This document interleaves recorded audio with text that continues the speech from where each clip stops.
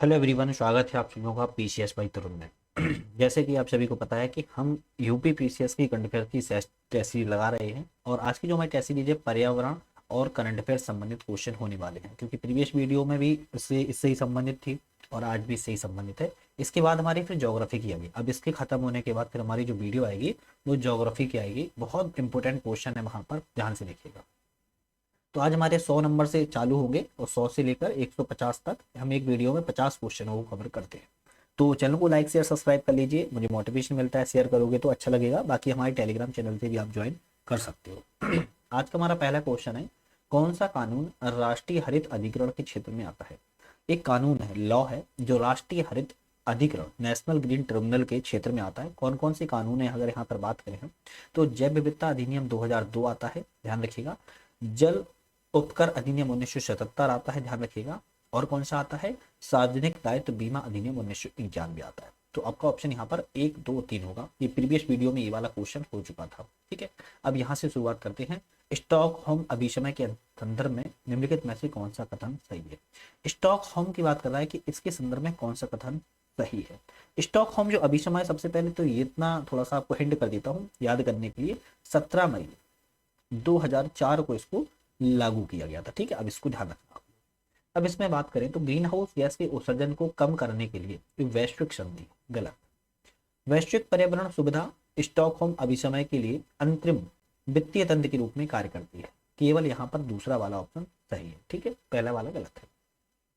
102 है, निम्नलिखित में से कौन सा भारत में सबसे बड़ा टाइगर रिजर्व है। भारत का सबसे बड़ा टाइगर रिजर्व है नागार्जुन श्रीशैलम टाइगर रिजर्व। ये किस राज्य में है, आप मुझे कमेंट करके बताओ किस राज्य में, ठीक है। बाकी फिर मैं कहूँ तो बता दूं, आंध्र प्रदेश में है, ठीक है। नागार्जुन सागर श्रीशैलम जो टाइगर रिजर्व है वो है भारत का सबसे बड़ा टाइगर रिजर्व के रूप में इसको मान्यता प्राप्त है। पवित्र उपवन के लिए स्थानीय शब्द, यहाँ पर राज्य दिए गए हैं, चलो खैर कोई बात नहीं, हम यहीं पे आपको सही कर देंगे। पवित्र उपवन है और कौन से राज्य से संबंधित है इसकी बात कर रहा है, ठीक है, देख लेते हैं। जोगमाया, अगर हम जोगमाया की बात करें तो ये राजस्थान राज्य से संबंधित है, ठीक है। देवराय की अगर हम बात करें, देवराय कहाँ से, महाराष्ट्र राज्य से संबंधित है। सावित्री थन की बात करें तो ये कहाँ से है, आपका ये वाला हो जाएगा पश्चिम बंगाल, वेस्ट बंगाल से संबंधित है। और देवराय की अगर बात की जाए तो ये गोवा राज्य से संबंधित है, ठीक है। तो इस तरीके से आपके सारे जो पवित्र उपवन है, स्थानीय शब्द जो है वो राज्य से संबंधित थे, वो मैंने आपको बता दिए हैं। नेक्स्ट क्वेश्चन आता है कि अनुसूचित जनजाति और अन्य पारंपरिक वन निवासी अधिनियम 2006 के संदर्भ में निम्नलिखित में से कौन सा कथन सही है। तो अनुसूचित जनजाति और उनके पारंपरिक जो वन निवासी अधिनियम 2006 है उसके संदर्भ में कथन कह रहा है कौन सा सही है। यहाँ पर अधिनियम के तहत जो प्रदत्त अधिकार है वो वंशानुगत है लेकिन हस्तांतरणीय नहीं है। मतलब कि वंशानुगत तो है, पिता से पुत्र को तो मिलते हैं, लेकिन वो हस्तांतरण नहीं कर सकते एक दूसरे को, किसी और थर्ड पार्टी को। वन भूमि पर मान्यता प्राप्त अधिकार की अधिकतम जो सीमा है वो 4 हेक्टेयर तक है। तो इसमें बिल्कुल ठीक है, दोनों ऑप्शन यहाँ पर आपकी सही है। संकेतक प्रजातियों के संदर्भ में निम्नलिखित में से कौन सा कथन सही है। संकेतक जो इंडिकेटर्स स्पीसीज होती हैं उसके संदर्भ में बात कर रहा है, कौन सा कथन सही है। वे कभी कभी निगरानी करने वाले जीव विज्ञानियों के लिए भी एक प्रारंभिक चेतावनी के रूप में कार्य करते हैं, बिल्कुल बात ठीक है। लाइकेन जैसी संकेतक प्रजातियां सल्फर डाइऑक्साइड के प्रति संवेदनशील है, ये भी ठीक है। तो आपका ए पे टिक लगाओगे, दोनों सही। राष्ट्रीय वनारोपण कार्यक्रम NAFP कब शुरुआत की गई थी। राष्ट्रीय वनारोपण जो कार्यक्रम की शुरुआत दोस्तों वो आपकी 2002 से की गई थी। नेक्स्ट क्वेश्चन देखते हैं, भारत ने निम्नलिखित में से किस वर्ष रामसर अभिसमय का अनुसमर्थन किया था। मतलब कि इसको रेटिफाई कब किया था। तो रेटिफाई की अगर अनुसमर्थन की बात करें तो 1982 में भारत के द्वारा रामसर अभिसमय का क्या कर दिया गया था, अनुसमर्थन किया गया था। Global green house gas watch पहल किसके द्वारा आरंभ की गई है। Global green house gas watch पहल की बात करें किसके द्वारा आरंभ की गई है, तो विश्व मौसम विज्ञान कांग्रेस के द्वारा इसका क्या किया गया, आरंभ इसको किया गया था। मरुस्थलीकरण की रोकथाम के लिए संयुक्त राष्ट्र सम्मेलन UNCCD के संदर्भ में निम्नलिखित में से कौन सा कथन सही है। तो मरुस्थलीकरण के रोकथाम के लिए जो UNCCD का सम्मेलन है इसमें से सही बता रहा है कि दोनों ऑप्शन में कौन सा सही है, देख लेते हैं। तो एकमात्र कानूनी रूप से बाध्यकारी अंतर्राष्ट्रीय समझौता है, ध्यान रखिएगा, बाध्यकारी है और अंतर्राष्ट्रीय है। पर्यावरण और विकास संबंधी मुद्दों को स्थायी भूमि प्रबंधन में सम्मिलित करता है, पहला ऑप्शन सही। यह बॉटम अप दृष्टिकोण का उपयोग करके संचालित होता है, दूसरा ऑप्शन भी ठीक है। तो आप ए पे टिक लगाओगे क्योंकि दोनों ऑप्शन यहाँ पर सही है। निम्नलिखित में से कौन सा रामसर स्थल सुमिलित नहीं है। मतलब कि एक रामसर स्थल ऐसा है जो उस राज्य में नहीं है वो आपको ढूंढना है। अगर हम बात करें अंग समुद्र पक्षी अभ्यारण्य, तो पहला ही ऑप्शन गलत हो जाए, तमिलनाडु में नहीं है बल्कि है कर्नाटक राज्य में स्थित है, तो पहला ऑप्शन पे टिक लगा लो, हालांकि सही कर दिया है। सांडी पक्षी अभ्यारण्य उत्तर प्रदेश में है, नागी पक्षी अभ्यारण्य बिहार में है और नंदा झील गोवा में। ध्यान रखिएगा, नंदा झील और नंदा पर्वत दोनों अलग अलग है ना, नंदा झील गोवा में। चलो नेक्स्ट क्वेश्चन बात करते हैं यहाँ पे। चलो देखिए नेक्स्ट क्वेश्चन है, जलवायु परिवर्तन पर अंतर सरकारी पैनल जो आईपीसीसी के संदर्भ में निम्नलिखित में से कौन सा कथन सही है। इसकी स्थापना वर्ष 1988 में विश्व मौसम विज्ञान संगठन अंतरराष्ट्रीय प्रकृति संरक्षण संघ IUCN के द्वारा की गई थी। नहीं, गलत। वर्ष 1988 में आईपीसीसी ने 10 आकलन रिपोर्ट प्रस्तुत की थी, ये भी गलत है, ऐसी कुछ प्रस्तुत नहीं की थी, तो आप 3 पे टिक लगाओगे, ना तो पहला ही ना तो दूसरा ही, ध्यान रखिएगा। ठीक है, और ये जो रिपोर्ट है वो 10 आकलन पर नहीं की गई थी, बल्कि 6 आकलन की रिपोर्ट दर्ज की गई थी, आपको ये ध्यान रखना है। ठीक है, इसीलिए वो गलत हो गया। संरक्षण रिजर्व सामुदायिक रिजर्व के संरक्षित क्षेत्रों को पहली बार निम्नलिखित में से किस अधिनियम में प्रस्तुत किया गया था। तो भैया ये क्वेश्चन क्या कह रहा है कि संरक्षण रिजर्व और सामुदायिक रिजर्व के संरक्षित क्षेत्र थे, उनको पहली बार किस अधिनियम के तहत प्रस्तुत किया गया था। तो आप बोलोगे वन जीव संरक्षण अधिनियम 2002 के तहत। कौन सा? वन जीव संरक्षण संशोधन अधिनियम 2002 के तहत इनको प्रस्तुत किया गया था, पहली बार संरक्षित क्षेत्रों में रखा गया था। ठीक, चलिए नेक्स्ट क्वेश्चन है, international commission for snow and ice के अनुसार हिमालय के ग्लेशियर लुप्त हो सकते हैं। International commission for snow and ice ये बोलता है कि जो हिमालय के ग्लेशियर है ना, वो आपके 2035 तक विलुप्त हो सकते हैं। दुनिया में ऐसे कौन सा देश है, दुनिया में ऐसा कौन सा देश है जहां के सभी ग्लेशियर, ध्यान रखिएगा, सभी ग्लेशियर विलुप्त हो चुके हैं। ऐसा कौन सा देश है दुनिया में? प्रीवियस वीडियो में बताया था, शायद आप लोग देखा होगा तो याद होगा, वेनेजुएला देश है। कौन सा है? वेनेजुएला ऐसा देश है दुनिया में जहाँ के सभी ग्लेशियर विलुप्त हो चुके हैं, ध्यान रखिएगा। वेनेजुएला की अगर हम थोड़ी सी स्थिति की बात करें तो इसके पश्चिम में कोलंबिया लगता है, ध्यान रखिएगा। इसके पूरब में क्या लगता है? गुआना लगता है, और इसके दक्षिण में क्या लगता है? दक्षिण में इसके ब्राजील लगता है। ठीक है, तो वेनेजुएला को देख लेना, साउथ अमेरिका की एक कंट्री है। चलिए, जैव विविधता के मापन के संदर्भ में निम्नलिखित में से कौन सा कथन सही है। जैव विविधता के मापन के संदर्भ में बात कर रहा है कि इनमें से कौन सा कथन सही है, देख लेते हैं। तो किसी समुदाय में पाई जाने वाली प्रजातियों की संख्या के मापन को प्रजाति समृद्धि कहा जाता है। बिल्कुल बात ठीक है। प्रजाति समृद्धि और प्रजाति समरूपता एक आवास में प्रजाति विविधता के मापन में सहायता करती है। तो डीपी टिक लगाओगे, क्योंकि ए और बी दोनों आपके यहाँ पर सही है, मतलब कि पहला और दूसरा सही है। चलिए नेक्स्ट क्वेश्चन है, कौन सा कथन जैव विविधता के संरक्षण में बाधा नहीं है। एक ऐसा कथन है यहाँ पर जो कि जैव विविधता के संरक्षण में बाधा नहीं है। कौन सा कथन है? शहरीकरण की तीव्र गति, ये तो बाधा होता है। जीवित प्राकृतिक संसाधनों के संरक्षण के लिए कम प्राथमिकता, ये भी गलत है। व्यक्तिगत लाभ के लिए जीवित प्राकृतिक संसाधनों का दोहन करना, ये भी गलत है। शासन के ढांचे को मजबूत करना, ये ऑप्शन आपका सही जाता है। ये बाधा नहीं है, बल्कि सभी चीजें बाधा हो सकती हैं, लेकिन शासन के ढांचे को मजबूत करना बाधा नहीं हो सकता है। चलिए नेक्स्ट क्वेश्चन है, रेड डाटा बुक, जो रेड डाटा बुक होती है वो सर्वप्रथम कब जारी की गई थी। आप बोलोगे 1966 में, 1966 में इसको रेड डाटा बुक को सबसे पहले इशू किया गया था। ठीक है, चलिए नेक्स्ट क्वेश्चन है, भारत को कितने जैव भौगोलिक क्षेत्रों में वर्गीकृत किया गया। भारत को जैव भौगोलिक क्या है, बायो जियोग्राफिक जोन्स में बांटा गया, लेकिन कितनों क्षेत्रों में वर्गीकृत किया गया है। तो आप कहोगे भैया इनको 10 क्षेत्रों में वर्गीकृत किया गया है। 10 क्षेत्रों के आपको नाम पता होंगे तो बताइएगा कमेंट करके। ठीक है, कशेरुकी और अकेशुरुकी जीवों के संबंध में विचार कीजिए। जो कशेरुकी और अकेशुरुकी जीव होते हैं उनके संबंध में विचार करना है। क्या करना है देखते हैं। अकेशेरुकी मेरुदंड और रीढ़ की हड्डी वाले जीव है, गलत। सरीसृप और पक्षी कशेरुकी जीवों की श्रेणी में आते हैं। उपयुक्त में से कौन सा कथन सही है? केवल दूसरा वाला सही है, तो आप 2 पे टिक लगाओगे। जो सरीसृप और पक्षी होते हैं वो कशेरुकी की श्रेणी में आते हैं। राष्ट्रीय पादप आनुवंशिक संसाधन ब्यूरो स्थित है। राष्ट्रीय पादप जो आनुवंशिक संसाधन ब्यूरो है वो कहाँ पर स्थित है? आप बोलोगे वो दिल्ली में स्थित है। हिम तेंदुओं के संदर्भ में निम्नलिखित में से कौन सा कथन सही है? देखते हैं हिम तेंदुओं के संदर्भ में कौन सा कथन सही है। वन्यजीव संरक्षण अधिनियम 1972 की शुभेद श्रेणी में इनको रखा गया है। तो ये क्या सही है? नहीं, ये तो गलत है। हिम तेंदुओं को उनके प्राकृतिक आवास में संरक्षित करने के लिए वर्ष 2009 में इस 2 प्रोजेक्ट स्नो लेपर्ड आरंभ किए गए थे। जो प्रोजेक्ट स्नो लेपर्ड है वो लॉन्च किया गया था 2009 में। केवल बी वाला सही है, क्योंकि दूसरा ऑप्शन यहाँ पर आपका सही जाता है। चलिए नेक्स्ट क्वेश्चन देखते हैं। किस जीव को समुद्री गाय के नाम से भी जाना जाता है। एक समुद्री गाय, एक जीव है जिसको समुद्री गाय के नाम से जाना था, उसको कहते हैं डुगोंग। डुगोंग को समुद्री गाय के रूप में जानते हैं। पौधों किस्म और कृषक अधिकार संरक्षण अधिनियम 2001 कब प्रस्तुत किया गया था? पौध किस्म और कृषक संरक्षण अधिनियम की बात करें तो 2001 में ही इसको प्रस्तुत कर दिया गया था, थोड़ा इसको ध्यान रखिएगा। फाइटोप्लैंक्टन के संदर्भ में कौन सा कथन सही है? देखते हैं फाइटोप्लैंक्टन के संदर्भ में कौन सा कथन सही है। ये सूक्ष्म पौधे के जीव हैं, जलीय पारिस्थितिक तंत्र में उत्पन्न होते हैं। ठीक है, ये कार्बन डाइऑक्साइड का उपयोग करते हैं और ऑक्सीजन को मुक्त करते हैं। तो डी पे टिक लगाओगे क्योंकि दोनों ऑप्शन आपके यहाँ पर फाइटोप्लैंक्टन के बारे में सही है। एस्पिरिन किससे प्राप्त होता है? जो एस्पिरिन है वो किससे प्राप्त होता है? वो जो एस्पिरिन होता है वो बिलो वृक्ष की छाल से प्राप्त होता है। ध्यान रखिएगा, बार्क ऑफ बिलो वृक्ष की छाल से प्राप्त होता है। चलिए, एक तरफ है संरक्षण प्रयास और किस वर्ष शुरुआत किया गया था, और सुमिलित नहीं है, तो मतलब एक इसमें से ढूंढना है जो गलत है। देखते हैं, प्रोजेक्ट टाइगर की अगर हम बात करें तो 1973 में शुरुआत किया गया था, बिल्कुल ठीक है।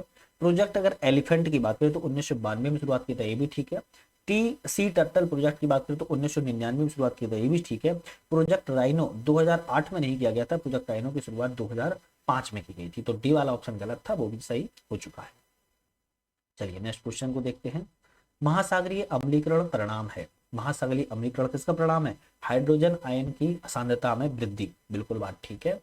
और हाइड्रोजन आयनों की सांद्रता में कमी, ये तो गलत हो जाएगा। समुद्र के पीएच मान में कमी का, तो डी पे टिक लगाओगे क्योंकि ए और सी आपके महासागरीय अम्लीकरण के परिणाम होते हैं। ठीक है, चलिए नेक्स्ट क्वेश्चन है कि मीथेन के संदर्भ में कौन सा कथन सही है? मीथेन के संदर्भ मत कराए। मीथेन का फॉर्मूला क्या होता है? CH4। मीथेन का फॉर्मूला क्या होता है? CH4 ही तो होता है। खैर गलत हो तो मुझे बताइएगा, करेक्ट करिएगा। CH4 मीथेन का फॉर्मूला होता है या नहीं होता है? ठीक है, चलिए मीथेन के संदर्भ में बात करें तो मीथेन एक अल्पकालिक जलवायु प्रदूषक है। इसमें कार्बन डाइऑक्साइड की अपेक्षा अधिक तापन क्षमता होती है, मतलब कार्बन डाइऑक्साइड की अपेक्षा इसमें मीथेन में अधिक तापमान की क्षमता होती है, बिल्कुल बात ठीक है। तो आप डी पे टिक लगाओगे क्योंकि एक और दो आपके सही हैं। कौन मीथेन उत्सर्जन का स्रोत है? तो इनमें से कुछ मीथेन उत्सर्जन के स्रोत हो सकते हैं, लेकिन कौन कौन से हैं? आप कहोगे आर्द्र भूमि मीथेन उत्सर्जन के स्रोत है, ठीक है, बिल्कुल बात ठीक है। पशुपधन का पालन पोषण, ये भी है क्योंकि वो जुवाली करते रहते हैं, अगर आपने देखा हो। दूसरा है, एक मिनट, हाँ, जलयुक्त मिट्टी है, जो जल की मिट्टी होती है परमानेंट, अगर उसमें पानी भरा रहता है तो वो भी मीथेन का उत्सर्जन करती है। धान के खेत, ये भी मीथेन के उत्सर्जन होती है। तो चारों ऑप्शन आपके मीथेन के उत्सर्जन के स्रोत हैं। आप बी पे टिक लगाओगे कि आर्द्र भूमियां, पशुधन का पालन पोषण, जलयुक्त मिट्टी और धान की खेती सभी मीथेन के उत्सर्जन के स्रोत के रूप में पाई जाती है। मीथेन का फॉर्मूला CH4 ही होता है। आप लोगों ने कमेंट में बताया नहीं, बिल्कुल मैंने सही बताया था, ठीक है। चलिए, केंद्रीय प्रदूषण नियंत्रण बोर्ड का गठन निम्नलिखित में से किस अधिनियम के तहत किया गया था? भैया केंद्रीय प्रदूषण नियंत्रण बोर्ड का गठन की बात कर रहा है कि किस अधिनियम के तहत किया गया था? तो जल प्रदूषण निवारण अधिनियम 1974 के तहत केंद्रीय प्रदूषण नियंत्रण बोर्ड का गठन किया गया था। ध्यान रखिएगा, जल अधिनियम 1974 या जल प्रदूषण निवारण एवं नियंत्रण अधिनियम 1974 के तहत 1974 के तहत किया गया था। नेक्स्ट आता है क्लाइमेट फोर्सिंग क्या है? भैया ये नया शब्द आप लोगों ने सुना होगा, क्लाइमेट फोर्सिंग क्या है? ऐसे कारक जो जलवायु प्रणाली पर प्रभाव को बढ़ाते या घटाते हैं, उसको कहते हैं क्लाइमेट फोर्सिंग, ध्यान रखिएगा। चलिए नेक्स्ट क्वेश्चन देखते हैं। कौन सा जैव विविधता हॉटस्पॉट भारत में स्थित है? इनमें से कुछ हॉटस्पॉट है जो कि भारत में पाए जाते हैं, कौन कौन से हैं? तो पश्चिमी घाट एवं श्रीलंका, बिल्कुल बात ठीक है, भारत में पाया जाता है। हिमालय, ये भी भारत में पाया जाता है। इंडो बर्मा, ये भी भारत में पाया जाता है। और सुंडालैंड, ये भी भारत में स्थित है। तो आप सी पे टिक लगाना क्योंकि चारों ही ऑप्शन आपके सही है। कहीं ना कहीं ये भारत से टच है, इसीलिए भारत में स्थित है। कौन सी गैस ओजोन की कमी के लिए जिम्मेदार नहीं है? ओजोन की कमी अगर होती है तो एक ऐसी गैस है जो जिम्मेदार श्रेणी में नहीं आती है, मतलब उसके कारण नहीं होता है। तो कौन सी गैस है? अगर देखा जाए क्लोरोफ्लोरोकार्बन, हेलोन, मिथाइल ब्रोमाइड, लेकिन आपका ऑप्शन डी वाला सही है। उपयुक्त में से कोई नहीं, ध्यान रखिएगा, ठीक है। अच्छा, लेकिन ओजोन परत को जो कमी होती है वो किस किस किस गैस के कारण होती है? तो उसके नाम सुन लो एक बार। क्लोरोफ्लोरोकार्बन के कारण, hydrochlorocarbon, hydrobromofluorocarbon, halon, methyl bromide, carbon tetrachloride और मिथाइल क्लोरोफॉर्म के कारण होती है, ध्यान रखिएगा, ठीक है। चलिए नेक्स्ट क्वेश्चन है, जलवायु परिवर्तन पर अंतर सरकारी पैनल की प्रथम मूल्यांकन रिपोर्ट कब प्रकाशित की गई थी? जलवायु परिवर्तन पर अंतर सरकारी पैनल की जो प्रथम मूल्यांकन रिपोर्ट है उसको प्रकाशित 1990 में किया गया था। कब? 1990 जीरो, 1990 में किया गया था। ऊर्जा संरक्षण अधिनियम पारित किया गया था, ऊर्जा संरक्षण अधिनियम 2001 में पारित किया गया, ध्यान रखिएगा। अपिको आंदोलन भारत के किस राज्य में शुरू हुआ होता? अपिको आंदोलन की बात कर रहा है, भारत के कर्नाटक राज्य में इसकी शुरुआत की गई थी। ओपन कास्ट माइनिंग संबंधित है, ओपन कास्ट माइनिंग किससे संबंधित है? आप बोलोगे ओपन कास्ट जो माइनिंग है वो कोयला उद्योग से संबंधित है। छोटे छोटे वर्ड होते हैं लेकिन एग्जाम में फंसा देते हैं। महत्वपूर्ण वन्यजीव आवास की अवधारणा निम्नलिखित में से किस अधिनियम के तहत दी गई थी? वन्यजीव आवास की जो अवधारणा है वो किस अधिनियम के तहत दी गई थी? तो वन अधिकार अधिनियम 2006 के तहत दी गई थी, ध्यान रखिएगा। कौन से? वन अधिकार अधिनियम 2006 के तहत। जलोदीभिद के संदर्भ में कौन सा कथन सही है? जलोदीभिद के संदर्भ में बात कर रहा है, कौन सा कथन सही है?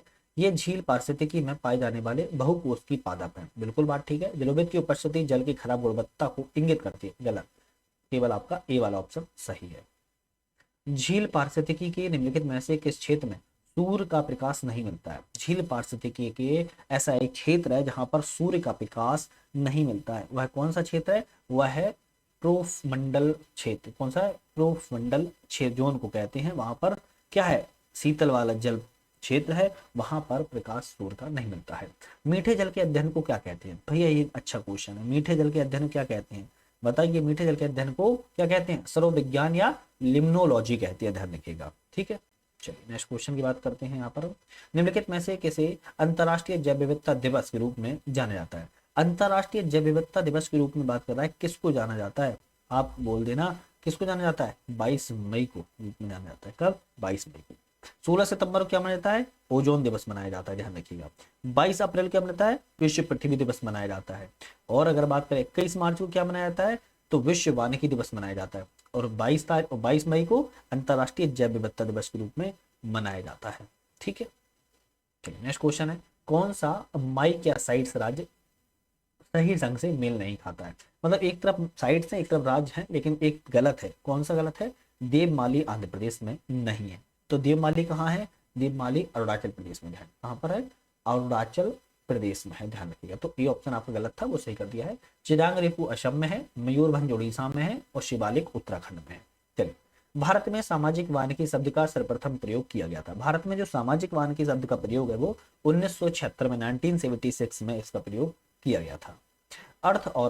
अर्थ ओवर एक वैश्विक कार्यक्रम है, ध्यान रखिएगा। अर्थ ओवर जो है एक वैश्विक कार्यक्रम है, इसका आयोजन किया जाता है। तो इसका आयोजन किसके द्वारा? विश्व वन्यजीव कोष के द्वारा किया जाता है। जो अर्थ ओवर होता है विश्व कार्यक्रम, उसको विश्व वन्यजीव कोष के द्वारा इसका जो आयोजन है वो किया जाता है। नेक्स्ट आता है, कौन सा पर्यावरण अभिसमय वर्ष 1992 के पृथ्वी शिखर सम्मेलन में नहीं अपनाया गया था? 1992 के पृथ्वी शिखर सम्मेलन में इनमें से एक ऐसा है जो अपनाया नहीं गया था। कौन सा नहीं अपनाया गया था? आप कहते हैं ना, संयुक्त राष्ट्र का मरुस्थलीकरण जो रोकथाम अभिसमय है यूएनसीसीडी, इसको नहीं अपनाया गया था। जबकि जलवायु परिवर्तन पर संयुक्त राष्ट्र का कन्वेंशन को अपनाया गया था। यूएनएफसीसीसी जैव विविधता अभिसमय सीबीटी को अपनाया गया था। तो सी वाला नहीं अपनाया गया था। वैश्विक पर्यावरण सुविधा की स्थापना वर्ष 1991 में किसके द्वारा की गई थी? तो वैश्विक पर्यावरण सुविधा के लिए स्थापना 1991 की बात कर रहा है आपकी विश्व बैंक, वर्ल्ड बैंक के द्वारा अपनाई गई थी। किसके? वर्ल्ड बैंक के द्वारा, ध्यान रखिएगा। इसको स्थापना इसकी की गई थी, स्टेबल इसकी वर्ल्ड बैंक के द्वारा की गई थी, ठीक है। नेक्स्ट आता है, वायुमंडल में गैसों की प्रतिशत संरचना के संदर्भ में कौन सा क्रम सही है? वायुमंडल की जो गैसें पाई जाती हैं, लेकिन उसमें प्रतिशत के क्रम में बात कर रहा है, कौन सा क्रम इसमें सही है? मतलब कि सबसे ज्यादा कौन सी गैस पाई जाती है, उसके बाद कौन सी, उसके बाद कौन सी, उसके बाद कौन सी? तो नाइट्रोजन सबसे अधिक मात्रा में पाई जाती है, फिर उसके बाद ऑक्सीजन पाई जाती है, फिर ऑर्गन मिलती है, फिर कार्बन डाइऑक्साइड मिलती है। तो इस तरीके से आप सी पे टिक लगाओ। अगर यहाँ पर हम थोड़ा प्रतिशत भी देखें तो नाइट्रोजन की बात करें तो कम से कम लगभग 78% पाई जाती है। अगर हम बात करें यहाँ पर अगर ऑक्सीजन की तो कितना पाई जाती है? तो 21% पाई जाती है। अगर हम बात करें ऑर्गन की तो 0.9% पाई जाती है। और अगर वही बात करें कार्बन डाइऑक्साइड की तो 0.1% पाई जाती है। सब प्रतिशत में है, ये भी थोड़ा सा ध्यान रखिएगा, है ना। चलिए, कौन सा भारतीय धुरी अनुसंधान केंद्र आर्कटिक क्षेत्र में स्थित है? भारतीय, ध्यान रखिएगा, भारतीय ध्रुवीय अनुसंधान केंद्र आर्कटिक क्षेत्र में स्थित है। कौन सा है? आप बोल देना कौन सा है। इसका आंसर आप मुझे कमेंट करके बताइएगा तो फिर ज्यादा अच्छा लगेगा, मैं ही बताऊं।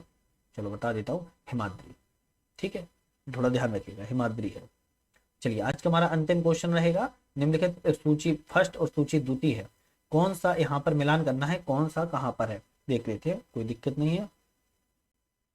भारतीय पारिस्थितिकी एवं पर्यावरण संस्थान कहाँ पर है? भारतीय पारिस्थितिकी एवं पर्यावरण संस्थान की बात करें कहाँ पर है, तो ये आपका जोधपुर में है। ठीक है, ये ध्यान रखिएगा। अब बात करें अगर केंद्रीय शुष्क क्षेत्र अनुसंधान कहाँ पर है, तो भैया आप कह देना नई दिल्ली में। कहाँ पर है, एक मिनट, हो सकता है मैं गलत बता दिया, एक मिनट,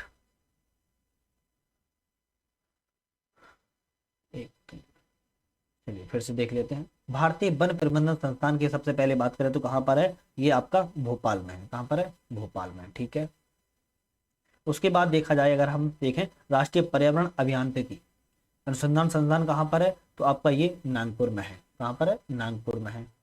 ठीक है, उसके बाद अगर हम बात करें भारतीय पारिस्थितिकी एवं पर्यावरण संस्थान की, तो ये कहाँ पर है, ये आपका नई दिल्ली में है। ये गलत हो गया था, नई दिल्ली में है। उसके बाद अगर हम बात करें केंद्रीय शुष्क क्षेत्र अनुसंधान केंद्र की, तो ये कहाँ पर है, ये आपका जोधपुर में है। तो इस तरीके से आपकी ये सही है, ध्यान रखिएगा। ठीक है, तो आपको ये मिला लेना है, सही है। तो आज यहाँ पर हमारे पूरी टेस्ट सीरीज हो चुकी है 150 क्वेश्चनों की। बाकी की हमारी जो टेस्ट सीरीज आएगी वो आएगी ज्योग्राफी की। तो भूगोल की टेस्ट सीरीज ध्यान रखिएगा, भूगोल की बहुत पॉपुलर टेस्ट सीरीज है और जरूर उसको देख लीजिएगा, वहां से क्वेश्चन जरूर फंसते ही फंसते हैं। तो भूगोल की टेस्ट सीरीज नेक्स्ट वीडियो में मुलाकात होगी। आज यहीं पर, धन्यवाद।